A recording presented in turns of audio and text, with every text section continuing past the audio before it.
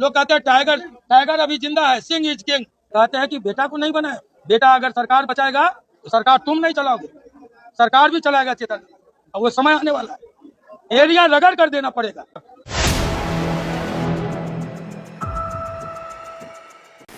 नमस्कार, आप देख रहे हैं 4 PM और मैं हूं अभिषेक मिश्रा। चेतन आनंद अगर सरकार बचाएगा तो फिर सरकार वही चलाएगा और एड़ी घिसकर देना पड़ेगा। पूर्व सांसद आनंद मोहन ने खुलकर मोर्चा खोल दिया है जनता दल यूनाइटेड के शीर्ष नेतृत्व के खिलाफ। और ये बात हम इसलिए कह रहे हैं क्योंकि ये बयान उन्हीं का है कि चेतन आनंद अगर सरकार बचाएगा तो सरकार भी वही चलाएगा और एड़ी घिसकर देना पड़ेगा।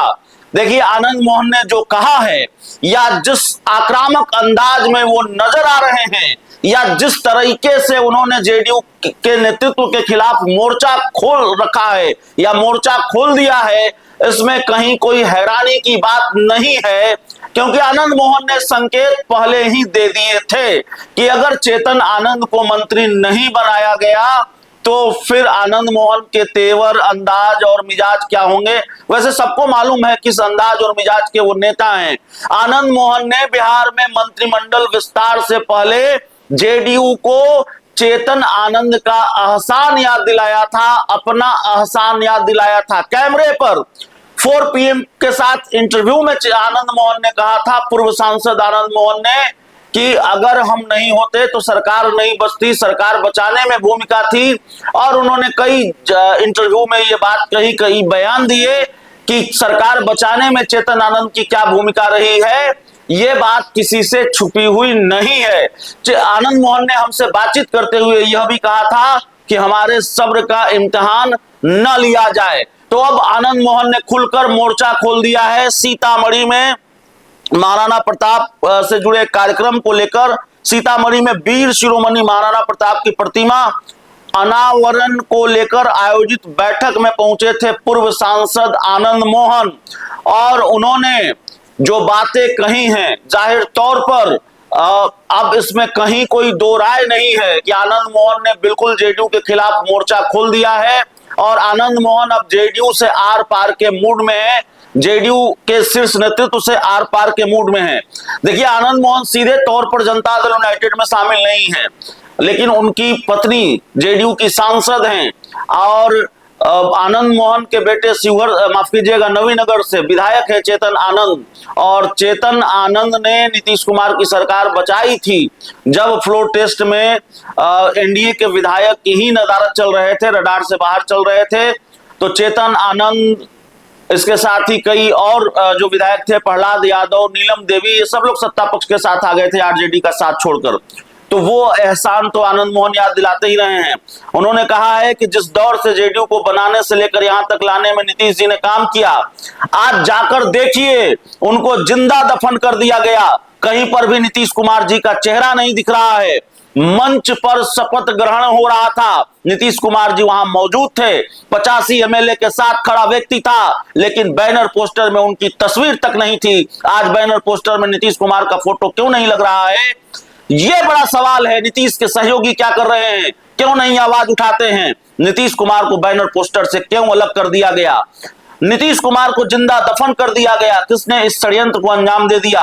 आनंद मोहन अंजाम की परवाह नहीं करता है, काम शेर करता है, अंजाम बुज़दिल सोचता है। आज इन लोगों ने जेडीयू का बोरिया बिस्तर नहीं समेटा है, पूरे एनडीए को डुबा दिया है।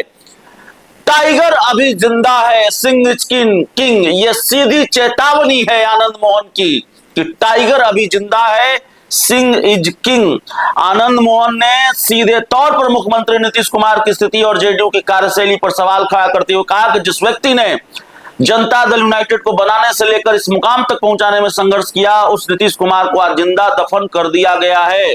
और भाजपा पर भी निशाना साधा है, भाजपा भी आनंद मोहन की फायरिंग रेंज में है। भाजपा पर भी निशाना साधा आनंद मोहन ने कहा, 85 विधायकों के साथ बैठने वाले नेता के शपथ ग्रहण में एक तस्वीर नहीं लगाई गई। मैं बीजेपी को दोष नहीं दूंगा क्योंकि हर पार्टी अपना अधिकार चाहती है। आनंद मोहन ने जेडीयू पर तंज कसते हुए कहा, जो लोग नीतीश कुमार की मंत्रणा करते हैं, उन्हें घुमाने और भोजन कराने ले जाते हैं, वे आखिर क्यों नहीं सवाल करते कि पोस्टर और बैनर से नीतीश कुमार क्यों गायब कर दिए गए।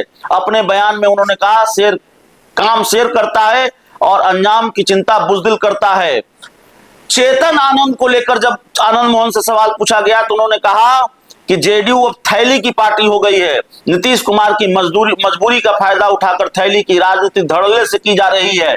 आनंद मोहन के इस बयान के बाद बिहार की राजनीति में चर्चा का बाजार गर्म है और आनंद मोहन ने अभी जो हाल ही में आरा एमएलसी सीट का जो रिजल्ट आया है, विधान परिषद उपचुनाव का जो रिजल्ट आया है, जिसमें जेडीयू की हार हुई है, आरजेडी की जीत हुई है, उस तरफ भी इशारा करते हुए कहा कि इस तरह के परिणाम भुगतने होंगे, इस तरह का अंजाम भुगतना होगा।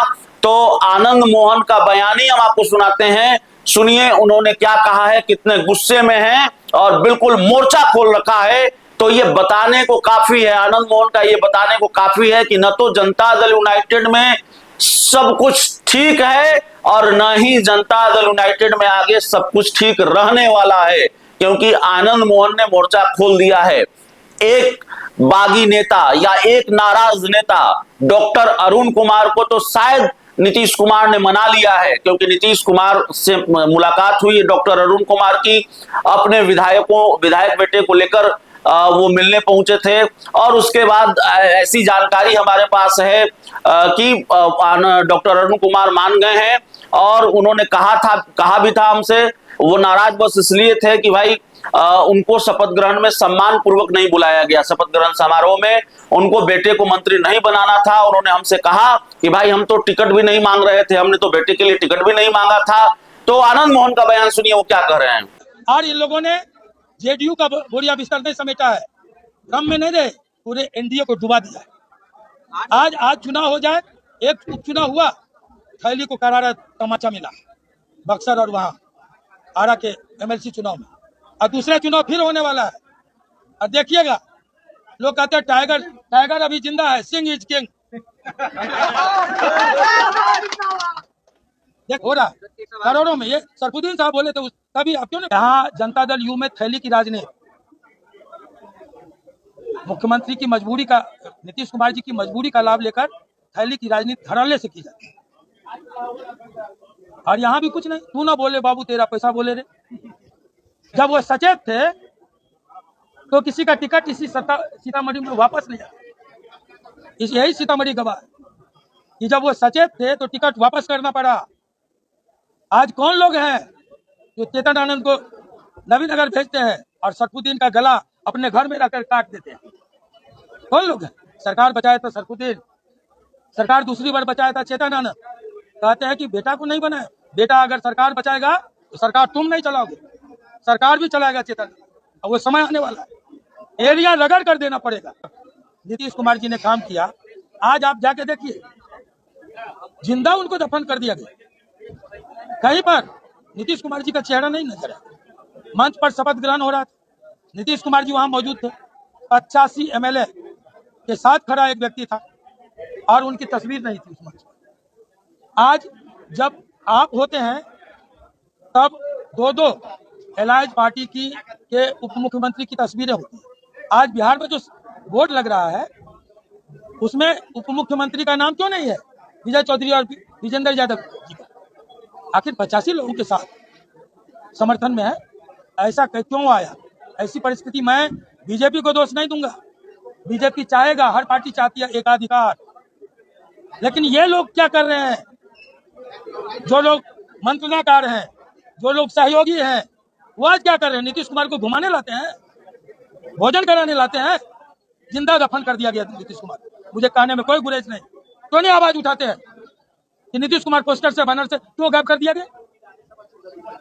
ये इस प्रदेश की पिछड़ी जातियां जो 20 वर्ष से सत्ता में सहभागिता देख रहा था, पिछले 4 को जब होली था किसी ने होली नहीं मनाई। किसने इस षड्यंत्र को अंजाम दिया? कैसे दे दिया? आज कहा जाता है, ये बात जब उठाए कहा जाता है बेटा को मंत्री नहीं बनाए इसलिए बिगड़े हुए। तब कौन बेटा का मामला था? जब हमने कहा था कि अगर बीजेपी का ही मुख्यमंत्री तो सम्राट चौधरी बेहतर विकल्प है, क्यों कहते ये बात? तो साथियों, मैं प्रेस के मित्रों से कहूंगा कि आप इस बात को समझिए, ये जो नैरेटिव सेट करने की कोशिश होती है, आनंद मोहन बेटा के लिए बौखला गया है। इसके पहले क्यों बोला था आनंद मोहन एयरपोर्ट पर उतरते? हम नहीं जानते थे ये सब बोलने का अंजाम क्या होगा। अंजाम की परवाह नहीं करता आनंद मोहन, काम शेर करता है, अंजाम बुजदिल सोचता है।